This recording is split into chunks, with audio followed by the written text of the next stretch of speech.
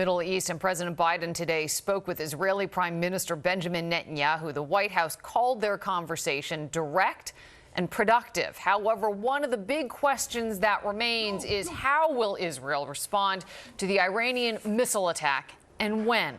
Israel's defense minister warns it will be precise and deadly. Eyewitness News reporter Josh Einiger is live in Tel Aviv tonight with the story. Josh. Well, as precise and deadly, he said, but he added, and above all, surprising. They, meaning the Iranians, he added, will not understand what happened and how. But as you point out, the big question is when. And if the Israelis have decided that, they aren't saying tonight. 1 year after President Biden came to Israel and wrapped Prime Minister Benjamin Netanyahu in a bear hug, the two leaders have seen their relationship sour amid Netanyahu's prosecution of the war in Gaza and now Lebanon.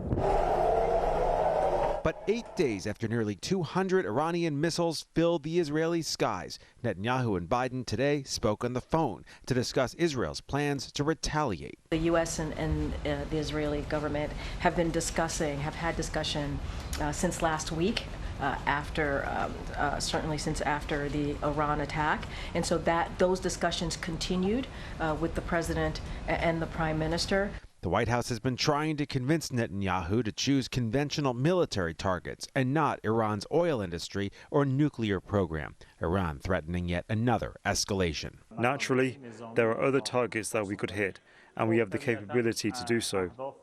We have so many missiles that we can, one by one, hit these targets. And it all comes at the holiest time of the year in this holy land. Will they try to do something before the end of the week? Because at the end of the week is the holiest day on the Jewish calendar, Yom Kippur, the Day of Atonement.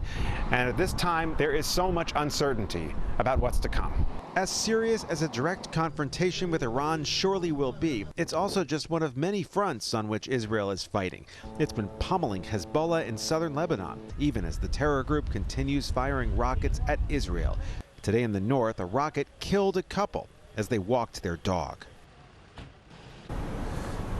And think about this. Listen to this statistic. This came out just a couple of hours ago. As of a couple of hours ago, the IDF said Hezbollah had sent 360 rockets from Lebanon into Israel just today.